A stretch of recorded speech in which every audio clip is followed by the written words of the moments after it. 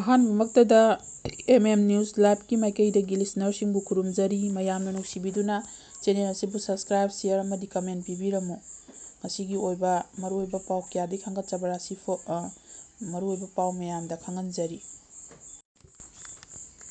Russia ꯑꯃꯁꯨꯡ ꯆꯥꯏꯅꯥꯅ ꯏꯔꯥꯟꯒꯤ ꯃꯇꯦꯡ ꯄꯥꯡꯂꯤ꯫ ꯌꯨ.ꯑꯦꯁ. ꯖꯍꯥꯖꯇ ꯑꯦꯇꯦꯛ ꯇꯧꯕ ꯈꯨꯗꯤꯡꯒꯤ ꯏꯔꯥꯟꯒꯤ ꯊꯣꯡ ꯅꯠꯇ꯭ꯔꯒ ꯄꯥꯋꯔ ꯄ꯭ꯂꯥꯟꯠ ꯑꯃꯃꯝ ꯊꯨꯒꯥꯏꯒꯅꯤ꯫ Trump US. ꯄ꯭ꯔꯁꯤꯗꯦꯟꯠ ꯇ꯭ꯔꯝꯞꯅ ꯁꯥꯎꯗꯤ ꯑꯔꯥꯕꯤꯌꯥꯒ ꯅ꯭ꯌꯨꯀ꯭ꯂꯤꯌꯔ ꯑꯦꯒ꯭ꯔꯤꯃꯦꯟꯠ ꯑꯦꯄ꯭ꯔꯨꯚ ꯇꯧꯈ꯭ꯔꯦ꯫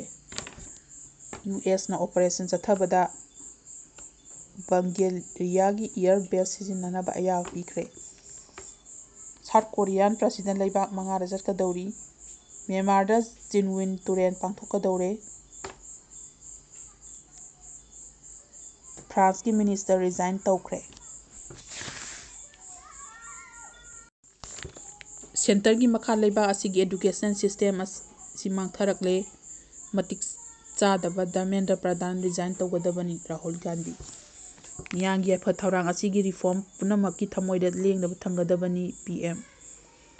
ꯌꯨ.ꯁꯤ.ꯑꯣ. ꯕꯦꯒꯀꯤ ꯅꯦꯠ ꯄ꯭ꯔꯣꯐꯤꯠ ꯂꯥꯎꯊꯣꯛꯈ꯭ꯔꯦ꯫ ꯇꯦꯜ ꯑꯕꯤꯕ-ꯗꯤꯜꯂꯤ ꯔꯨꯠꯀꯤ ꯐ꯭ꯂꯥꯏꯠꯁꯤꯡ ꯁꯦꯞꯇꯦꯝꯕꯔ ꯐꯥꯎꯕ ꯂꯦꯞꯂꯒꯅꯤ꯫ ꯑꯁꯥꯝꯒꯤ ꯏꯆꯥꯎꯗ ꯍꯧꯖꯤꯛ ꯐꯥꯎꯕꯗ ꯃꯤ 38 ꯁꯤꯔꯦ꯫ ꯃꯤ ꯂꯥꯈ 5.65 ꯑꯋꯥꯕ ꯅꯪꯂꯦ꯫ ꯒꯚꯔꯟꯃꯦꯟꯠ ꯂꯨꯄꯥ ꯂꯥꯈ 4 ꯑꯦꯛꯁ ꯒ꯭ꯔꯦꯁꯤꯌꯥ ꯂꯥꯎꯊꯣꯛꯈ꯭ꯔꯦ꯫ ꯑꯖꯤꯠ ꯄꯋꯥꯔꯒꯤ ꯂꯩꯉꯥꯛꯂꯣꯟ, ꯃꯤꯠꯌꯦꯡ ꯑꯃꯁꯨꯡ ꯊꯧꯅꯥ ꯑꯗꯨ ꯏꯀꯥꯏ ꯈꯨꯝꯅꯔꯤ꯫ ꯍꯧꯖꯤꯛ ꯃꯈꯥ ꯇꯥꯕ ꯄꯥꯎ ꯁꯨꯒꯥꯏꯅ ꯄꯤꯖꯔꯤ꯫ ꯔꯁꯤꯌꯥ ꯑꯃꯁꯨꯡ ꯆꯥꯏꯅꯥꯅ ꯏꯔꯥꯟꯒꯤ ꯃꯇꯦꯡ ꯄꯥꯡꯂꯤ꯫ ꯁ꯭ꯇꯔꯦꯠ ꯑꯣꯐ ꯍꯣꯔꯃꯨꯖꯗ ꯏꯔꯥꯟꯒ ꯀꯃꯔꯁꯤꯌꯦꯜ ꯖꯍꯥꯖꯁꯤꯡꯒ ꯑꯦꯇꯦꯛ ꯇꯧꯕ ꯑꯃꯁꯨꯡ ꯌꯨ.ꯑꯦꯁ.ꯀꯤ ꯃꯤꯂꯤꯇꯔꯤ ꯑꯦꯛꯁꯟꯗ ꯃꯈꯣꯏꯅ ꯌꯨ.ꯑꯦꯁ.ꯀꯤ ꯁꯄ꯭ꯂꯥꯏ ꯇꯧꯔꯤꯕ ꯒꯜ-ꯑꯕꯔ ꯁ꯭ꯇꯦꯠꯁꯤꯡꯒꯤ ꯃꯤꯁꯥꯏꯜ ꯑꯃꯁꯨꯡ ꯗ꯭ꯔꯣꯟ ꯑꯦꯇꯦꯛ ꯀꯌꯥ ꯇꯧꯅꯔꯤꯕ ꯔꯁꯤꯌꯥ ꯑꯃꯁꯨꯡ ꯆꯥꯏꯅꯥꯅ ꯏꯔꯥꯟꯒꯤ ꯃꯇꯦꯡ ꯄꯥꯡꯁꯤꯜꯂꯤ ꯍꯥꯏꯅ ꯌꯨ.ꯑꯦꯁ.ꯀꯤ ꯋꯥꯔ ꯗꯤꯄꯥꯔꯠꯃꯦꯟꯠꯀꯤ ꯁꯦꯀ꯭ꯔꯦꯇꯔꯤ ꯄꯤꯈ꯭ꯔꯦꯅ ꯁꯤꯅꯦꯇꯔꯁꯤꯡꯒ ꯐꯣꯡꯗꯣꯛꯈ꯭ꯔꯦ꯫ ꯄ꯭ꯔꯁꯤꯗꯦꯟꯠ ꯗꯣꯅꯥꯜꯗ ꯇ꯭ꯔꯝꯞꯅ $38.3 ꯃꯤꯂꯤꯌꯟ ꯀꯤ ꯑꯍꯦꯟꯕ ꯁꯦꯟꯊꯪ ꯀꯥꯏꯊꯕꯤꯅꯕ ꯍꯥꯏꯖꯔꯛꯈꯤꯕ ꯑꯃꯒꯤ ꯃꯇꯥꯡꯗ ꯁꯤꯅꯦꯠ ꯑꯦꯄ꯭ꯔꯣꯆꯤꯌꯦꯜꯗ ꯀꯝꯃꯤꯇꯤꯒꯤ ꯍꯤꯌꯥꯔꯤꯡ ꯃꯅꯨꯡꯗ ꯍꯦꯟꯒ꯭ꯔꯦꯅ ꯌꯥꯝꯅ ꯑꯔꯨꯕ ꯋꯥꯐꯝ ꯑꯁꯤ ꯐꯣꯡꯗꯣꯛꯈꯤꯕꯅꯤ꯫ ꯔꯁꯤꯌꯥ ꯑꯃꯁꯨꯡ ꯆꯥꯏꯅꯥꯅ ꯏꯔꯥꯟꯒꯤ ꯃꯇꯦꯡ ꯄꯥꯡꯕ꯭ꯔꯥ? ꯑꯗꯨꯒ ꯄꯥꯡꯕ ꯇꯥꯔꯕꯗꯤ ꯀꯔꯝꯕ ꯃꯑꯣꯡꯗ ꯄꯥꯡꯂꯤꯕꯅꯣ ꯍꯥꯏꯅ ꯔꯤꯄꯕ꯭ꯂꯤꯀꯥꯟ ꯁꯤꯅꯦꯇꯔ ꯖꯣꯟ ꯍꯨꯚꯦꯟꯅ ꯍꯪꯂꯛꯄꯒꯤ ꯋꯥꯔ ꯁꯦꯀ꯭ꯔꯦꯇꯔꯤꯗ ꯇꯣꯉꯥꯟ-ꯇꯣꯉꯥꯟꯕ ꯊꯥꯛꯇ ꯂꯩꯕꯥꯛ ꯑꯁꯤꯃꯛꯇ ꯃꯇꯦꯡ ꯄꯥꯡꯁꯤꯜꯂꯤ꯫ ꯏꯔꯥꯟꯅ ꯍꯧꯖꯤꯛ ꯇꯧꯔꯤꯕ ꯊꯧꯁꯤꯜ ꯀꯌꯥ ꯑꯁꯤ ꯃꯈꯣꯏꯅ ꯃꯥꯡ ꯄꯥꯛꯍꯜꯂꯤ ꯍꯥꯏꯅ ꯐꯣꯡꯗꯣꯛꯈꯤ꯫ ꯔꯁꯤꯌꯥ ꯑꯃꯁꯨꯡ ꯆꯥꯏꯅꯥꯅ ꯃꯇꯦꯡ ꯄꯥꯏꯕꯒꯤ ꯃꯑꯣꯡ ꯑꯁꯤ ꯑꯇꯩ ꯑꯀꯨꯞꯄ ꯃꯔꯣꯜꯒꯤ ꯋꯥꯔ ꯁꯦꯀ꯭ꯔꯦꯇꯔꯤꯗ ꯐꯣꯡꯗꯣꯛꯈꯤꯗꯦ꯫ ꯖꯣꯏꯟꯠ ꯆꯤꯐ ꯑꯣꯐ ꯐ꯭ꯔꯥꯟꯁꯀꯤ ꯆꯤꯌꯔꯄꯔꯁꯟ ꯖꯦꯅꯔꯦꯜ ꯗꯥꯟ ꯀꯦꯅꯔꯁꯨ ꯏꯟꯚꯦꯁ꯭ꯇꯤꯒꯦꯁꯟꯒꯤ ꯑꯣꯏꯕ ꯋꯥꯐꯝ ꯑꯁꯤ ꯐꯣꯡꯅ ꯈꯟꯅꯕ ꯄꯥꯝꯗꯦ ꯍꯥꯏꯅ ꯐꯣꯡꯗꯣꯛꯈꯤ꯫ ꯑꯩꯍꯥꯛꯅ ꯑꯀꯨꯞꯄ ꯋꯥꯔꯣꯜ ꯑꯃ ꯍꯥꯏꯕ ꯄꯥꯝꯗꯦ꯫ ꯑꯩꯈꯣꯏꯅ ꯀꯔꯤ ꯈꯪꯉꯤ ꯍꯥꯏꯕꯁꯤ ꯌꯦꯛꯅꯕꯅ ꯈꯪꯂꯤꯕ ꯑꯗꯨ ꯄꯥꯝꯗꯦ ꯍꯥꯏꯅ ꯀꯦꯟꯅ ꯍꯥꯏꯈꯤ꯫ ꯑꯦꯝ.ꯑꯣ.ꯌꯨ ꯌꯥꯅꯕ ꯃꯇꯝꯗ ꯏꯔꯥꯟꯅ ꯖꯍꯥꯖꯁꯤꯡꯗ ꯑꯦꯇꯦꯛ ꯇꯧꯔꯔꯣꯏ ꯍꯥꯏꯅ ꯌꯥꯈꯤꯕꯅꯤ꯫ ꯑꯗꯨꯕꯨ ꯁꯥꯏꯟ ꯇꯧꯅꯔꯕ ꯃꯇꯨꯡꯗ ꯏꯔꯥꯟꯒꯤ ꯑꯥꯏ.ꯑꯥꯔ.ꯖꯤ.ꯏ ꯏꯁꯂꯥꯃꯤꯛ ꯔꯤꯚꯣꯂꯨꯁꯅꯔꯤ ꯒꯥꯔꯗ ꯀꯣꯔꯞꯁꯅ ꯀꯃꯔꯁꯤꯌꯦꯜ ꯖꯍꯥꯖꯁꯤꯡꯒ ꯑꯃꯨꯛ ꯍꯟꯅ ꯀꯥꯞꯁꯤꯟꯕ ꯍꯧꯔꯛꯈꯤ ꯍꯥꯏꯅ ꯄꯤꯈ꯭ꯔꯦꯅ ꯍꯥꯏꯈꯤ꯫ ꯏꯔꯥꯟꯒꯤ ꯀꯟꯚꯦꯌꯔ ꯕꯦꯜꯠ ꯐꯣꯔꯁꯦꯁꯀꯤ ꯁꯃꯨꯗ꯭ꯔꯒꯤ ꯏꯔꯣꯟꯅꯨꯡꯗ ꯂꯨꯞꯍꯟꯈ꯭ꯔꯕꯅꯤ ꯑꯗꯨꯕꯨ ꯃꯈꯣꯏꯅ ꯅꯣꯡꯃꯩ ꯌꯥꯟꯊꯠꯄ ꯐꯥꯁꯠ ꯕꯣꯠꯁꯤꯡ, ꯁꯃꯨꯗ꯭ꯔ ꯃꯄꯥꯟꯗ ꯗꯤꯄ꯭ꯂꯣꯏ ꯇꯧꯕ ꯃꯤꯁꯥꯏꯜꯁꯤꯡ ꯑꯃꯁꯨꯡ ꯏꯟꯇꯔꯅꯦꯁꯅꯦꯜ ꯁꯃꯨꯗ꯭ꯔ ꯁꯔꯨꯛꯇ ꯃꯥꯏꯜ ꯗ꯭ꯔꯣꯟ ꯗꯤꯄ꯭ꯂꯣꯏ ꯇꯧꯅꯕꯒꯤ ꯃꯄꯥꯡꯒꯜꯗꯤ ꯂꯩꯔꯤ꯫ ꯑꯍꯦꯟꯕ ꯁꯦꯟꯊꯪ ꯅꯤꯔꯤꯕ ꯑꯁꯤ ꯀꯥꯏꯊꯈꯤꯕ ꯇꯥꯔꯕꯗꯤ ꯁ꯭ꯇꯔꯦꯠ ꯑꯣꯐ ꯍꯣꯔꯃꯨꯖꯒꯤ ꯑꯀꯣꯏꯕꯗ ꯌꯨ.ꯑꯦꯁ. ꯑꯣꯄꯔꯦꯠ ꯇꯧꯕꯗ ꯃꯇꯦꯡ ꯑꯣꯏꯒꯅꯤ ꯑꯃꯁꯨꯡ ꯇꯨꯡꯒꯤ ꯔꯁꯤꯌꯥ ꯑꯃꯁꯨꯡ ꯆꯥꯏꯅꯥꯅ ꯈꯨꯠ ꯊꯤꯡꯖꯤꯜꯂꯛꯄ ꯃꯇꯝꯗꯁꯨ ꯊꯦꯡꯅꯕ ꯉꯝꯒꯅꯤ ꯍꯥꯏꯅ ꯋꯥꯔ ꯁꯦꯀ꯭ꯔꯦꯇꯔꯤꯅ ꯍꯥꯏꯈꯤ꯫ ꯃꯔꯛꯁꯤꯗ ꯌꯨ.ꯑꯦꯁ. ꯃꯤꯂꯤꯇꯔꯤꯒꯤ ꯁꯦꯟꯇ꯭ꯔꯦꯜ ꯀꯃꯥꯟꯗ ꯁꯦꯟꯠꯀꯣꯝꯒꯤ ꯄꯥꯎ ꯃꯇꯨꯡ ꯏꯟꯅ ꯌꯨ.ꯑꯦꯁ. ꯃꯤꯂꯤꯇꯔꯤꯒꯤ 38ꯁꯨꯕ ꯔꯥꯎꯟꯗꯒꯤ ꯑꯦꯌꯔ ꯁꯇ꯭ꯔꯥꯏꯛ ꯂꯣꯏꯁꯤꯟꯈ꯭ꯔꯦ ꯑꯗꯨꯕꯨ ꯏꯔꯥꯟꯅ ꯏꯔꯥꯟꯒꯤ ꯃꯐꯝ ꯀꯌꯥꯗ ꯑꯦꯌꯔ ꯗꯤꯐꯦꯟꯁ ꯁꯤꯁꯇꯦꯝꯁꯤꯡ ꯇꯥꯔꯒꯦꯠ ꯇꯧꯈꯤ ꯍꯥꯏꯔꯤ꯫ ꯌꯨ.ꯑꯦꯁ.ꯀꯤ ꯑꯦꯇꯦꯛ ꯑꯗꯨꯒꯤ ꯃꯇꯨꯡꯗ ꯏꯔꯥꯟꯅꯁꯨ ꯌꯨ.ꯑꯦꯁ.ꯀꯤ ꯁꯄ꯭ꯂꯥꯏ ꯇꯧꯔꯤꯕ ꯒꯥꯔꯗ ꯁ꯭ꯇꯦꯠꯁꯤꯡꯗ ꯑꯦꯇꯦꯛ ꯇꯧꯈꯤ꯫ ꯈꯥ ꯏꯖꯔꯦꯜꯒꯤ ꯏꯜꯇꯤ ꯁꯤꯇꯤꯗ ꯍꯦꯛ ꯂꯣꯟꯅꯕꯗ ꯂꯩꯔꯤꯕ ꯖꯣꯔꯗꯥꯟ ꯑꯀꯥꯕ ꯍꯤꯌꯥꯡꯊꯥꯡ ꯁꯤꯇꯤꯗꯁꯨ ꯏꯔꯥꯟꯅ ꯕꯦꯂꯤꯁ꯭ꯇꯤꯛ ꯃꯤꯁꯥꯏꯜ ꯑꯦꯇꯦꯛ ꯇꯧꯈꯤ ꯍꯥꯏꯔꯤ꯫ ꯕꯍꯔꯦꯟ ꯑꯃꯁꯨꯡ ꯁꯥꯎꯗꯤ ꯑꯔꯥꯕꯤꯌꯥꯗ ꯏꯔꯥꯟꯒꯤ ꯃꯤꯁꯥꯏꯜ ꯀꯥꯞꯁꯤꯜꯂꯛꯄꯗ ꯀꯔꯝꯅ ꯑꯦꯌꯔ ꯔꯦꯗ ꯁꯥꯏꯔꯦꯟ ꯈꯣꯡꯗꯨꯅ ꯑꯦꯌꯔ ꯗꯤꯐꯦꯟꯁ ꯁꯤꯁꯇꯦꯝꯁꯤꯡ ꯉꯥꯛꯊꯣꯛꯅꯕ ꯀꯟꯅ ꯊꯦꯡꯅꯈꯤ ꯍꯥꯏꯔꯤ꯫ ꯁ꯭ꯇꯔꯦꯠ ꯑꯣꯐ ꯍꯣꯔꯃꯨꯖꯗ ꯏꯔꯥꯟꯅ ꯀꯃꯔꯁꯤꯌꯦꯜ ꯖꯍꯥꯖꯁꯤꯡꯗ ꯑꯦꯇꯦꯛ ꯇꯧꯕꯗ ꯊꯥꯎ ꯑꯃꯁꯨꯡ ꯒ꯭ꯌꯥꯁ ꯍꯣꯟꯗꯣꯛꯄꯒꯤ ꯊꯕꯛ ꯉꯝꯅꯃꯛ ꯂꯦꯞꯅꯍꯟꯈꯤꯕ ꯃꯇꯨꯡꯗ ꯏꯔꯥꯟꯒꯤ ꯄꯣꯛꯁꯤ ꯇꯦꯔꯣꯔꯤꯁ ꯒ꯭ꯔꯨꯞ ꯑꯣꯏꯔꯤꯕ ꯌꯦꯃꯦꯟꯒꯤ ꯕꯦꯁ ꯇꯧꯕ ꯍꯨꯇꯤꯅꯁꯨ ꯔꯦꯗ ꯁꯤꯗ ꯕꯥꯔ ꯑꯜ ꯃꯟꯗꯔ ꯇ꯭ꯔꯦꯠꯇ ꯁꯥꯎꯗꯤ ꯑꯔꯥꯕꯤꯌꯥꯒꯤ ꯖꯍꯥꯖꯁꯤꯡ ꯍꯣꯟꯕ ꯌꯥꯔꯣꯏ ꯍꯥꯏꯅ ꯑꯅꯧꯕ ꯂꯥꯟꯕꯨꯡ ꯑꯃ ꯍꯣꯡꯗꯣꯛꯂꯤ꯫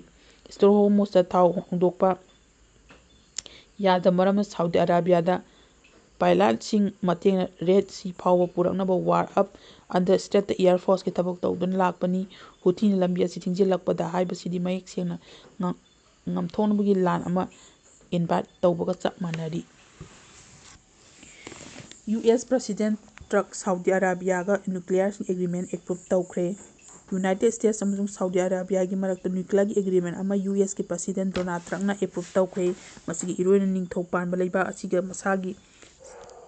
ꯁꯤꯂꯤꯕꯤꯌꯥꯟ ꯅ꯭ꯌꯨꯀ꯭ꯂꯤꯌꯔ ꯄ꯭ꯔꯣꯒ꯭ꯔꯥꯝꯒꯤ ꯃꯔꯛꯇ ꯅ꯭ꯌꯨꯀ꯭ꯂꯤꯌꯔ ꯑꯦꯒ꯭ꯔꯤꯃꯦꯟꯠ ꯇꯧꯅꯕꯒꯤ ꯃꯄꯥꯡꯒꯜ ꯄꯤꯔꯒꯅꯤ ꯍꯥꯏꯅ ꯊꯥꯖꯔꯤ꯫ ꯑꯣꯐꯤꯁꯤꯌꯦꯜ ꯑꯣꯏꯅ ꯄꯥꯡꯊꯣꯛꯇ꯭ꯔꯤꯉꯩꯒꯤ ꯍꯤꯔꯝꯁꯤꯡꯒꯤ ꯃꯇꯥꯡꯗ ꯈꯪꯕ ꯑꯣꯐꯤꯁꯤꯌꯦꯜ ꯑꯅꯤꯅ ꯐꯣꯡꯗꯣꯛꯈꯤꯕ ꯃꯇꯨꯡ ꯏꯟꯅ ꯑꯦꯒ꯭ꯔꯤꯃꯦꯟꯠ ꯑꯁꯤ ꯆꯍꯤ 30ꯒꯤ ꯑꯣꯏꯒꯅꯤ꯫ ꯁꯥꯎꯗꯤ ꯑꯔꯥꯕꯤꯌꯥꯒꯤ ꯅ꯭ꯌꯨꯀ꯭ꯂꯤꯌꯔ ꯄ꯭ꯔꯣꯒ꯭ꯔꯥꯝ ꯁꯦꯝꯒꯠꯄ ꯑꯁꯤꯗ ꯌꯨ.ꯑꯦꯁ.ꯀꯤ ꯐꯥꯔꯝꯁꯤꯡ ꯌꯥꯎꯒꯅꯤ ꯍꯥꯏꯔꯤ꯫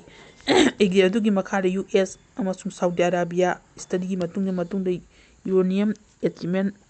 ꯐꯦꯁꯤꯂꯤꯇꯤ ꯑꯃ ꯁꯥꯅꯕꯒꯤ ꯑꯌꯥꯕ ꯄꯤꯒꯅꯤ ꯍꯥꯏꯔꯤ꯫ ꯑꯦꯒ꯭ꯔꯤꯃꯦꯟꯠ ꯑꯁꯤ ꯔꯤꯚꯤꯌꯨꯒꯤꯗꯃꯛꯇ ꯀꯪꯒ꯭ꯔꯦꯁ ꯑꯃꯁꯨꯡ ꯊꯥꯒꯗꯧꯔꯤ, ꯃꯁꯤꯒ ꯂꯣꯃꯦꯀꯔ ꯈꯔꯅ ꯃꯔꯩ ꯇꯧꯔꯛꯀꯅꯤ ꯍꯥꯏꯕ ꯊꯥꯖꯔꯤ꯫ ꯁꯥꯎꯗꯤ ꯑꯔꯥꯕꯤꯌꯥ ꯑꯁꯤ ꯔꯤꯑꯦꯅꯥꯗ ꯕꯦꯖ ꯇꯧꯕ ꯌꯨꯅꯥꯏꯇꯦꯗ ꯁ꯭ꯇꯦꯠꯁꯀꯤ ꯅ꯭ꯌꯨꯀ꯭ꯂꯤꯌꯔ ꯋꯥꯛꯗ꯭ꯔꯕ ꯑꯣꯏꯔꯤꯕ ꯏꯟꯇꯔꯅꯦꯁꯅꯦꯜ ꯑꯦꯇꯣꯃꯤꯛ ꯏꯅꯔꯖꯤ ꯑꯦꯂꯥꯏꯟꯁ (IAEA)ꯒꯤ ꯃꯦꯝꯕꯔ ꯁ꯭ꯇꯦꯠ ꯑꯃꯅꯤ꯫ ꯍꯧꯖꯤꯛ ꯃꯈꯥ ꯇꯥꯕ ꯄꯥꯎ ꯁꯨꯒꯥꯏꯅ ꯄꯤꯖꯔꯤ꯫ ꯖꯍꯥꯖ ꯑꯦꯇꯦꯛ ꯇꯧꯕ ꯈꯨꯗꯤꯡꯒꯤ ꯏꯔꯥꯟꯒꯤ ꯊꯣꯡ ꯅꯠꯇ꯭ꯔꯒ ꯄꯥꯋꯔ ꯄ꯭ꯂꯥꯟꯠ ꯑꯃꯃꯝ ꯊꯨꯒꯥꯏꯒꯅꯤ꯫ ꯁ꯭ꯇ꯭ꯔꯦꯠ ꯑꯣꯐ ꯍꯣꯔꯃꯨꯖꯇ ꯏꯔꯥꯟꯒ ꯖꯍꯥꯖ ꯑꯃꯗ ꯑꯦꯇꯦꯛ ꯇꯧꯔꯛꯄ ꯈꯨꯗꯤꯡꯒꯤ ꯌꯨꯅꯥꯏꯇꯦꯗ ꯁ꯭ꯇꯦꯠꯁ ꯃꯤꯂꯤꯇꯔꯤꯗ ꯏꯔꯥꯟꯒꯤ ꯊꯣꯡ ꯅꯠꯇ꯭ꯔꯒ ꯄꯥꯋꯔ ꯄ꯭ꯂꯥꯟꯠ ꯑꯃ ꯊꯨꯒꯥꯏꯒꯅꯤ ꯍꯥꯏꯅ ꯌꯨ.ꯑꯦꯁ. ꯀꯤ ꯄ꯭ꯔꯁꯤꯗꯦꯟꯠ ꯗꯣꯅꯥꯜꯗ ꯇ꯭ꯔꯝꯞꯅ ꯆꯦꯛꯁꯤꯟꯋꯥ ꯍꯥꯏꯈ꯭ꯔꯦ꯫ ꯍꯧꯖꯤꯛꯇꯒꯤ ꯍꯧꯅ ꯁ꯭ꯇ꯭ꯔꯦꯠ ꯑꯣꯐ ꯍꯣꯔꯃꯨꯖꯇ ꯏꯔꯥꯟꯒ ꯃꯤꯁꯥꯏꯜ, ꯗ꯭ꯔꯣꯟ ꯅꯠꯇ꯭ꯔꯒ ꯑꯇꯩ ꯈꯨꯠꯂꯥꯏ ꯑꯃꯍꯦꯛꯇ ꯁꯤꯖꯤꯟꯅꯗꯨꯅ ꯖꯍꯥꯖꯇ ꯑꯦꯇꯦꯛ ꯇꯧꯔꯛꯄ ꯃꯇꯝꯗ ꯌꯨꯅꯥꯏꯇꯦꯗ ꯁ꯭ꯇꯦꯠꯁꯀꯤ ꯊꯣꯡ ꯅꯠꯇ꯭ꯔꯒ ꯄꯥꯋꯔ ꯄ꯭ꯂꯥꯟꯠ ꯑꯃ ꯕꯣꯝ ꯊꯥꯗꯗꯨꯅ ꯊꯨꯒꯥꯏꯔꯒꯅꯤ ꯍꯥꯏꯅ ꯄ꯭ꯔꯁꯤꯗꯦꯟꯠ ꯇ꯭ꯔꯝꯞꯅ ꯁꯣꯁꯤꯌꯦꯜ ꯃꯤꯗꯤꯌꯥꯗ ꯄꯣꯁꯠ ꯇꯧꯈꯤ꯫ ꯄ꯭ꯔꯤꯊꯤꯕꯤꯒꯤ ꯑꯄꯨꯟꯕ ꯊꯥꯎ ꯑꯃꯁꯨꯡ ꯒ꯭ꯌꯥꯁꯀꯤ ꯀꯔꯕꯥꯔꯗ ꯁꯔꯨꯛ 5 ꯊꯣꯛꯄꯒꯤ ꯑꯃ ꯍꯣꯡꯗꯣꯛꯇꯨꯅ ꯁ꯭ꯇ꯭ꯔꯦꯠ ꯑꯣꯐ ꯍꯣꯔꯃꯨꯖ ꯑꯁꯤ ꯏꯔꯥꯟꯅ ꯃꯈꯣꯏꯒꯤꯅꯤ ꯍꯥꯏꯅ ꯀ꯭ꯂꯦꯝ ꯇꯧꯗꯨꯅ ꯁ꯭ꯇꯦꯖ ꯂꯧꯅꯕ ꯍꯣꯠꯅꯕ ꯑꯃꯁꯨꯡ ꯃꯈꯣꯏꯒꯤ ꯋꯥ ꯇꯥꯗ꯭ꯔꯒꯅ ꯑꯦꯇꯦꯛ ꯇꯧꯒꯅꯤ ꯍꯥꯏꯕ ꯊ꯭ꯔꯦꯠ ꯑꯣꯏꯔꯤꯕ ꯑꯁꯤꯒ ꯃꯥꯂꯦꯝꯒꯤ ꯏꯅꯔꯖꯤ ꯃꯥꯔꯀꯦꯠꯇ ꯌꯥꯝꯅ ꯊꯤꯅ ꯁꯣꯛꯍꯜꯂꯤ꯫ ꯏꯔꯥꯟꯒꯤ ꯁ꯭ꯇ꯭ꯔꯦꯠ ꯑꯣꯐ ꯍꯣꯔꯃꯨꯖꯇ ꯊꯤꯡꯖꯤꯜꯂꯤꯕ ꯑꯗꯨ ꯏꯔꯥꯟꯒꯤ ꯄꯣꯛꯁꯤ ꯇꯦꯔꯣꯔꯤꯁ ꯒ꯭ꯔꯨꯞ ꯍꯨꯊꯤꯅ ꯔꯦꯗ ꯁꯤꯒꯤ ꯕꯥꯔ ꯑꯜ ꯃꯟꯗꯔ ꯁ꯭ꯇ꯭ꯔꯦꯠ ꯊꯤꯡꯖꯤꯜꯂꯛꯄ ꯑꯁꯤꯅ ꯁꯨꯡꯗꯣꯛꯂꯤꯕ ꯊꯥꯎꯒꯤ ꯃꯃꯜꯁꯨ ꯂꯦꯚꯦꯜ ꯑꯃꯒꯤ $94ꯒꯤ ꯃꯈꯥ ꯌꯧꯈ꯭ꯔꯦ꯫ ꯃꯔꯛꯁꯤꯗ ꯐꯤꯂꯤꯄꯤꯟꯁꯀꯤ ꯀꯦꯄꯤꯇꯦꯜ ꯃꯅꯤꯂꯥꯗ ꯂꯩꯔꯤꯕ ꯌꯨ.ꯑꯦꯁ. ꯁ꯭ꯇꯦꯠ ꯗꯤꯄꯥꯔꯠꯃꯦꯟꯠꯀꯤ secretary Marco Rubio strait of ꯍꯣꯔꯃꯨꯖꯀꯤ ꯏꯔꯥꯟꯗ ꯇꯧꯔꯤꯕ ꯗꯥꯕꯤ ꯑꯁꯤ ꯌꯥꯝꯅ ꯐꯠꯇꯕ ꯑꯗꯨꯒꯤ ꯇꯨꯡꯗ ꯑꯇꯩꯅ ꯆꯥꯡꯗꯝꯅꯔꯛꯀꯗꯕ ꯑꯃꯅꯤ ꯍꯥꯏꯅ ꯐꯣꯡꯗꯣꯛꯈ꯭ꯔꯦ꯫ ꯃꯤꯗꯜ ꯏꯁꯇ ꯁ꯭ꯇꯦꯠ ꯑꯃꯁꯨꯡ ꯏꯟꯇꯔꯅꯦꯁꯅꯦꯜ ꯁꯃꯨꯗ꯭ꯔ ꯁꯔꯨꯛ ꯀꯟꯇ꯭ꯔꯣꯜ ꯇꯧꯗꯨꯅ ꯁ꯭ꯇꯦꯟꯁ ꯇꯧꯕ ꯑꯃꯁꯨꯡ ꯇꯦꯛꯁ ꯄꯤꯒꯗꯕ ꯖꯍꯥꯖ ꯊꯨꯒꯥꯏꯒꯅꯤ ꯍꯥꯏꯅ ꯇꯧꯔꯛꯄꯗꯒꯤ ꯑꯩꯈꯣꯏꯅ ꯑꯋꯥꯕ ꯄꯤꯈꯤꯕ ꯇꯥꯔꯕꯗꯤ ꯃꯗꯨꯗ ꯈꯥ ꯅꯣꯡꯄꯣꯛ ꯑꯦꯁꯤꯌꯥ ꯌꯥꯎꯅ ꯄ꯭ꯔꯤꯊꯤꯕꯤꯒꯤ ꯑꯇꯩ ꯃꯐꯝ ꯀꯌꯥꯗꯁꯨ ꯂꯥꯟꯗꯥꯔꯛꯀꯅꯤ ꯍꯥꯏꯅ Rubio Asian Association of South East Islamic ꯅꯦꯁꯟꯁꯒꯤ ꯐꯣꯔꯦꯟ ꯃꯤꯅꯤꯁꯇꯔꯁꯤꯡꯒ ꯋꯥ ꯉꯥꯡꯕꯗ ꯐꯣꯡꯗꯣꯛꯈꯤ꯫ ꯍꯧꯖꯤꯛ ꯃꯈꯥ ꯇꯥꯕ ꯄꯥꯎ ꯄꯤꯖꯔꯤ꯫ ꯁꯦꯟꯇꯔꯒꯤ ꯃꯈꯥꯗ ꯂꯩꯕꯥꯛ ꯑꯁꯤꯒꯤ ꯑꯦꯗꯨꯀꯦꯁꯟ ꯁꯤꯁꯇꯦꯝ ꯑꯁꯤ ꯃꯥꯡꯊꯔꯛꯂꯦ, ꯃꯇꯤꯛ ꯆꯥꯗꯕ ꯙꯔꯃꯦꯟꯗ꯭ꯔ ꯄ꯭ꯔꯙꯥꯟ ꯔꯤꯖꯥꯏꯟ ꯇꯧꯒꯗꯕꯅꯤ꯫ ꯉꯁꯤ ꯑꯣꯄꯣꯖꯤꯁꯟ ꯂꯤꯗꯔ ꯔꯥꯍꯨꯜ ꯒꯥꯟꯙꯤꯅ ꯁꯦꯟꯇꯔꯗ ꯑꯦꯗꯨꯀꯦꯁꯟ ꯁꯤꯁꯇꯦꯝ ꯑꯁꯤ ꯌꯥꯅꯤꯡꯗꯕ ꯐꯣꯡꯗꯣꯔꯛꯇꯨꯅ ꯑꯀꯟꯕ ꯑꯦꯇꯦꯛ ꯇꯧꯈ꯭ꯔꯦ ꯍꯥꯏꯅ ꯅꯤꯠ ꯄꯦꯄꯔ ꯂꯤꯛ ꯑꯣꯏꯕꯒꯤ ꯆꯌꯦꯠꯅꯔꯤꯕ ꯑꯁꯤꯒꯤ ꯃꯇꯥꯡꯗ ꯌꯨꯅꯤꯌꯟ ꯑꯦꯗꯨꯀꯦꯁꯟ ꯃꯤꯅꯤꯁꯇꯔ ꯙꯔꯃꯦꯟꯗ꯭ꯔ ꯄ꯭ꯔꯙꯥꯟ ꯔꯤꯖꯥꯏꯟ ꯇꯧꯕꯒꯤ ꯗꯥꯕꯤ ꯇꯧꯈ꯭ꯔꯦ꯫ ꯑꯃꯔꯣꯝꯗ ꯕꯤ.ꯖꯦ.ꯄꯤꯅ ꯀꯪꯒ꯭ꯔꯦꯁꯀꯤ ꯑꯦꯇꯦꯛ ꯑꯁꯤꯒꯤ ꯃꯅꯥꯛꯇ ꯀꯥꯎꯟꯇꯔ ꯑꯦꯇꯦꯛ ꯇꯧꯔꯗꯨꯅ ꯀꯪꯒ꯭ꯔꯦꯁꯀꯤ ꯂꯨꯆꯤꯡꯕꯁꯤꯡꯒ ꯃꯍꯩꯔꯣꯏꯁꯤꯡꯕꯨ ꯄꯣꯂꯤꯇꯤꯀꯦꯜꯂꯤ ꯈꯨꯠꯂꯥꯏ ꯑꯣꯏꯅ ꯁꯤꯖꯤꯟꯅꯔꯦ ꯍꯥꯏꯅ ꯃꯔꯥꯜ ꯁꯤꯈ꯭ꯔꯦ꯫ ꯃꯥꯏꯀꯩ ꯑꯅꯤꯒꯤ ꯃꯔꯛꯇ ꯍꯧꯖꯤꯛ ꯄꯣꯂꯤꯇꯤꯀꯦꯜꯂꯤ ꯑꯣꯏꯕ ꯂꯥꯟꯊꯦꯡ ꯑꯁꯤ ꯀꯟꯈꯠꯂꯛꯂꯤ꯫ ꯑꯣꯄꯣꯖꯤꯁꯟꯒꯤ ꯂꯨꯆꯤꯡꯕ ꯀꯌꯥꯅ ꯔꯥꯍꯨꯜ ꯒꯥꯟꯙꯤꯕꯨ ꯂꯦꯞꯇꯅ ꯁꯧꯒꯠꯂꯛꯂꯤ, ꯂꯣꯏꯅꯅ ꯄꯨꯂꯤꯁꯅ ꯄ꯭ꯔꯣꯇꯦꯛ ꯇꯧꯈꯤꯕꯁꯤꯡꯒꯤ ꯃꯥꯌꯣꯛꯇ ꯆꯠꯊꯈꯤꯕ ꯑꯦꯛꯁꯟ ꯑꯗꯨ ꯀꯟꯗꯦꯝ ꯇꯧꯅꯔꯤ ꯑꯃꯁꯨꯡ ꯑꯦꯗꯨꯀꯦꯁꯟꯒꯤ ꯑꯔꯥꯟꯕ ꯇꯧꯔꯤꯕꯁꯤꯡ ꯑꯗꯨꯒꯤ ꯃꯊꯛꯇ ꯇꯦꯛꯁ ꯄꯨꯍꯟꯅꯕ ꯇꯥꯔꯤꯕ ꯗꯥꯕꯤ ꯑꯁꯤ ꯁꯧꯒꯠꯅꯔꯛꯂꯤ꯫ ꯄ꯭ꯔꯦꯁ ꯀꯟꯐꯔꯦꯟꯁ ꯑꯃꯗ ꯋꯥ ꯉꯥꯡꯂꯗꯨꯅ ꯔꯥꯍꯨꯜ ꯒꯥꯟꯙꯤꯅ ꯍꯧꯖꯤꯛ ꯂꯩꯔꯤꯕ ꯒꯚꯔꯟꯃꯦꯟꯠ ꯑꯁꯤꯒꯤ ꯃꯈꯥꯗ ꯏꯟꯗꯤꯌꯥꯒꯤ ꯑꯦꯗꯨꯀꯦꯁꯟ ꯁꯤꯁꯇꯦꯝ ꯑꯁꯤ ꯁꯤꯁꯇꯦꯝ ꯅꯥꯏꯅ ꯃꯥꯡꯊꯔꯛꯂꯦ꯫ ꯍꯧꯈꯤꯕ ꯆꯍꯤ 10 ꯑꯁꯤꯒꯤ ꯑꯦꯛꯖꯥꯃꯤꯅꯦꯁꯟ 152ꯒꯤ ꯄꯦꯄꯔ ꯂꯤꯛꯁꯤꯡ ꯆꯠꯈ꯭ꯔꯦ ꯑꯃꯁꯨꯡ ꯆꯥꯎꯔꯥꯛꯅ ꯃꯍꯩꯔꯣꯏ ꯑꯃꯁꯨꯡ ꯃꯈꯣꯏꯒꯤ ꯏꯃꯨꯡ ꯀꯣꯇꯤ 8.5 ꯔꯣꯝ ꯑꯁꯤ ꯁꯣꯛꯍꯜꯂꯤ, ꯑꯗꯨꯒ ꯃꯁꯤꯒ ꯆꯦꯟꯅꯔꯤꯕ ꯃꯤ ꯑꯃꯠꯇ ꯀꯟꯕꯤꯁꯟ ꯄꯤꯕ ꯂꯩꯇ꯭ꯔꯤ ꯍꯥꯏꯔꯤ꯫ ꯃꯍꯥꯛꯅ ꯍꯥꯏ ꯂꯥꯏꯔꯕ ꯑꯃꯁꯨꯡ ꯃꯔꯛꯀꯤ ꯊꯥꯛꯇ ꯂꯩꯕ ꯏꯃꯨꯡꯁꯤꯡꯒꯤ ꯃꯍꯩꯔꯣꯏ ꯀꯌꯥ ꯑꯃ ꯀꯟꯅ ꯍꯣꯠꯅꯖꯔꯕꯁꯨ ꯑꯃꯁꯨꯡ ꯁꯦꯜ ꯊꯨꯝꯒꯤ ꯂꯝꯗ ꯀꯠꯊꯣꯛꯂꯕꯁꯨ मानब खुदोंचाबा फंगदना लागली हौजिक चथाइबु खुंखुंजंग असी आइन याबनी हायरदुना गवर्नमेंट असीगी प्रोसेसिंग अदुना माइरोइसिंगबु नमथरी ड्रमेंड पर्दा असी मपुजेन सेंगदब अमसुंग मतिक चादबनी महाक इजाइन तौगदबनी नि एग्जाम दा असोइबो लेहनखिबा अदुगी टेक्साक पुगदबनी अमसुंग प्राइम मिनिस्टर नरेंद्र मोदी लाले हाइजगदबनी हाइना दाबी तौरी राहुल गांधी ने सिरगलिबा मराल अदु बीजेपी यानिंगदब फोंदोलदुना कांग्रेस ने इशू असे पॉलिटिकल दा पुसिलगले रिफॉर्म की असेंग मसक अदु उहले हाइकी उत्तर प्रदेश की चीफ मिनिस्टर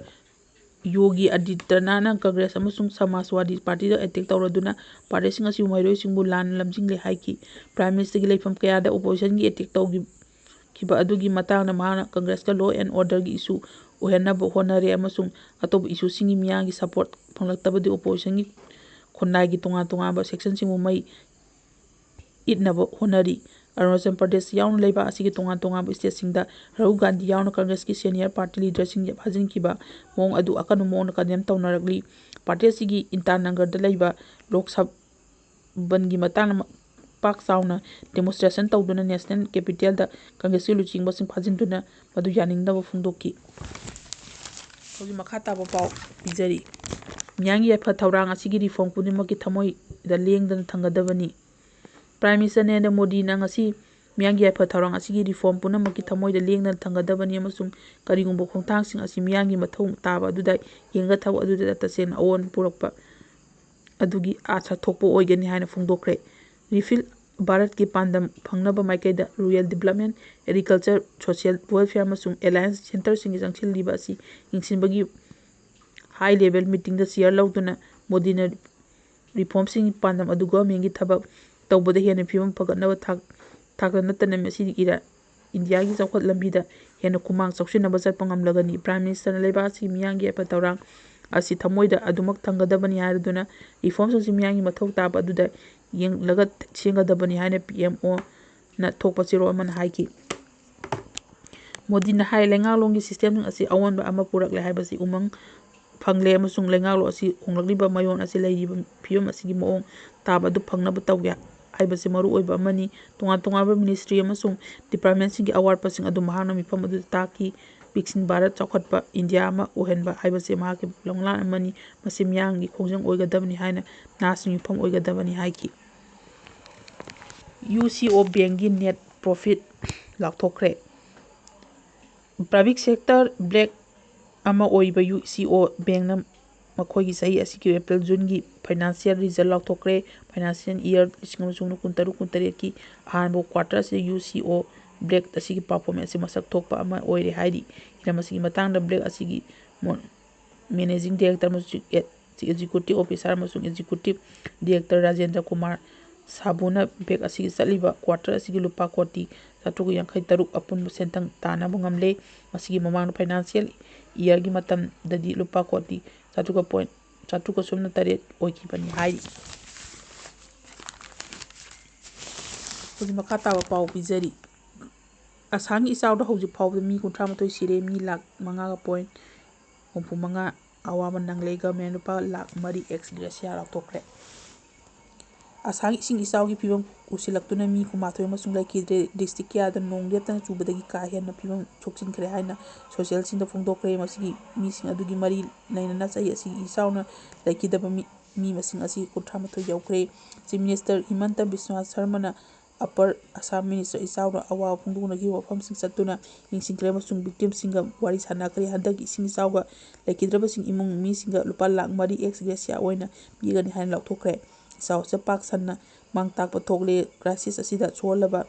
अवाबा तार इमुंग सिंग नाइतोम इंथोकलो हाइबगी थाजबा पीरी रिहेबिलिटेशन थबक खुदिमक्ता अखोगी गवर्नमेंट ना मखोगी नमक्ता लेबली अमसुंग हिंगनाबगी नौना सेंगतकनी हाइना महाना सिबा सागर पौमी सिंग उनाबदा हाइकी इसाउगा अवाबा तारबग याम मी क्या रिफिल आइटम सिंग फंगले हाइना वकलकपगी मतांगना समाजाना हाई इसिंग फुंजिनख्रबा खुंगंसिंगदा लिकी पोलम सिंग थोकपदा अवाबा क्या मायोंगनरी हौजी इसिंग थुंजिनख्रबा युमसिंग योक्सिनबा चंगनबगी लंबी नत्रग अतै अतोबा उपाय लैति मरम अदुना हाइरगलिबा वफमसिंग अदु लेंगांगना याय अखोन वफम असि लोक्सिनबा ngamdri इसिंग असि खरा नमथरकपा मतमदा नेमथरकपा मतमदा अखोन असिगु वफमसिंग अदु योक्सिनगनी अखोन हौजिकी ꯅꯣꯡꯊꯛꯇꯒꯤ ꯔꯤꯐꯤꯜꯒꯤ ꯄꯣꯠꯂꯝꯁꯤꯡ ꯌꯥꯟꯗꯕꯗꯤ ꯉꯝꯗ꯭ꯔꯤ꯫ ꯑꯩꯈꯣꯏꯅ ꯑꯉꯝꯕ ꯊꯥꯛꯇ ꯃꯤꯌꯥꯝꯒꯤ ꯑꯋꯥꯕ ꯑꯁꯤ ꯍꯟꯊꯍꯟꯕ ꯍꯣꯠꯅꯒꯅꯤ ꯍꯥꯏꯅ ꯆꯤꯐ ꯃꯤꯅꯤꯁꯇꯔꯅ ꯍꯥꯏꯈꯤ꯫ ꯆꯤꯐ ꯃꯤꯅꯤꯁꯇꯔꯅ ꯍꯥꯏꯔꯤ ꯔꯤꯂꯤꯐ ꯀꯦꯝꯞꯁꯤꯡꯗ ꯌꯧꯁꯤꯜꯂꯛꯄ ꯉꯝꯕ ꯃꯤꯑꯣꯏꯁꯤꯡ ꯑꯣꯏꯕ ꯔꯤꯂꯤꯐ ꯑꯥꯏꯇꯦꯝꯁꯤꯡ ꯋꯥꯠꯄꯒꯤ ꯏꯁꯨ ꯑꯁꯤ ꯀꯔꯤꯁꯨ ꯂꯩꯔꯣꯏ꯫ ꯂꯩꯈꯤꯗ꯭ꯔꯕꯁꯤꯡꯒꯤ ꯏꯃꯨꯡ ꯃꯅꯨꯡ ꯈꯨꯗꯤꯡꯃꯛꯇ ꯑꯩꯈꯣꯏꯅ ꯈꯨꯗꯛꯇ ꯂꯨꯄꯥ ꯂꯥꯈ 4 ꯔꯤꯂꯤꯐ ꯄꯤꯒꯗꯕꯅꯤ꯫ ꯑꯩꯅ ꯑꯩꯈꯣꯏꯒꯤ ꯇꯨꯡꯒꯤ ꯄꯨꯟꯁꯤꯗ ꯄꯥꯡꯕ ꯌꯥꯕ ꯃꯇꯦꯡ ꯄꯥꯡꯒꯅꯤ꯫ ꯑꯗꯣꯝ ꯁ꯭ꯇꯦꯠ ꯗꯤꯖꯥꯁꯇꯔ ꯑꯣꯊꯣꯔꯤꯇꯤ (ASDMA)ꯒꯤ ꯃꯇꯨꯡ ꯏꯟꯅ ꯍꯧꯈꯤꯕ ꯄꯨꯡ 24 ꯑꯁꯤꯗ ꯏꯆꯥꯎ ꯑꯁꯤꯗ ꯃꯤ 12 ꯂꯩꯈꯤꯗ꯭ꯔꯦ ꯍꯥꯏꯈꯤ꯫ ꯁꯤꯕꯅꯁꯒꯔ ꯗꯤꯁꯇ꯭ꯔꯤꯛꯇ ꯏꯆꯥꯎꯅ ꯅꯨꯄꯤ 4 ꯑꯃꯁꯨꯡ ꯑꯉꯥꯡ 2 ꯌꯥꯎꯅ ꯃꯤ 19 ꯏꯁꯤꯡꯅ ꯂꯥꯛꯁꯤꯟꯗꯨꯅ ꯂꯩꯈꯤꯗ꯭ꯔꯦ, ꯑꯗꯨꯒ ꯑꯉꯥꯡ 2 ꯌꯥꯎꯅ ꯃꯤ 5ꯅ ꯆꯔꯥꯏꯗꯤꯌꯣꯗ, ꯒꯣꯜꯒꯗꯥꯗ 2 ꯑꯃꯁꯨꯡ ꯖꯣꯔꯍꯥꯠꯇ ꯅꯨꯄꯤ 1 ꯂꯩꯈꯤꯗ꯭ꯔꯦ ꯍꯥꯏꯈꯤ꯫ ꯉꯔꯥꯡ ꯑꯍꯤꯡ ꯊꯣꯛꯈꯤꯕ ꯑꯣꯊꯣꯔꯤꯇꯤꯒꯤ ꯗꯦꯂꯤ ꯕ꯭ꯂꯗ ꯔꯤꯄꯣꯔꯠꯀꯤ ꯃꯇꯨꯡ ꯏꯟꯅ ꯕꯤꯁ꯭ꯋꯅꯥꯊ, ꯆꯔꯥꯏꯗꯤꯌꯣ, ꯗꯦꯕꯗꯤꯞ, ꯗꯤꯕ꯭ꯔꯨꯒꯔꯍ, ꯒꯣꯂꯥꯘꯥꯠ, ꯒꯣꯔꯖꯥꯠ, ꯑꯃꯔꯨꯞ ꯃꯦꯇ꯭ꯔꯣꯄꯣꯂꯤꯇꯥꯟ, ꯀꯔꯕꯤ ꯑꯣꯂꯣꯡ, ꯒꯔꯗꯥꯎꯟ, ꯁꯤꯕꯁꯥꯒꯔ ꯑꯃꯁꯨꯡ ꯇꯤꯕꯨꯟꯀꯨꯔꯤꯒꯤ ꯗꯤꯁꯇ꯭ꯔꯤꯛꯁꯤꯡꯅ ꯏꯆꯥꯎ ꯑꯁꯤ ꯃꯤ 5,53,300 ꯍꯦꯟꯅ ꯑꯋꯥꯕ ꯇꯥꯔꯦ ꯍꯥꯏꯔꯤ꯫ ꯍꯧꯖꯤꯛ ꯃꯇꯥꯡ ꯑꯁꯤꯗ ꯑꯁꯤꯒꯤ ꯑꯣꯏꯕ ꯃꯔꯨꯑꯣꯏꯕ ꯄꯥꯎ ꯀꯌꯥꯗꯒꯤ ꯈꯪꯒꯠꯆꯕ ꯄꯥꯎ ꯀꯌꯥ ꯄꯥꯊꯣꯛꯆꯕ ꯃꯇꯥꯡ ꯑꯁꯤꯗ ꯂꯣꯏꯁꯤꯟꯖꯔꯦ꯫ ꯃꯌꯥꯝ ꯄꯨꯝꯅꯃꯛꯄꯨ ꯑꯃꯨꯛ ꯍꯟꯅ ꯏꯀꯣꯡ ꯅꯧꯅ ꯈꯨꯔꯨꯝꯖꯔꯤ꯫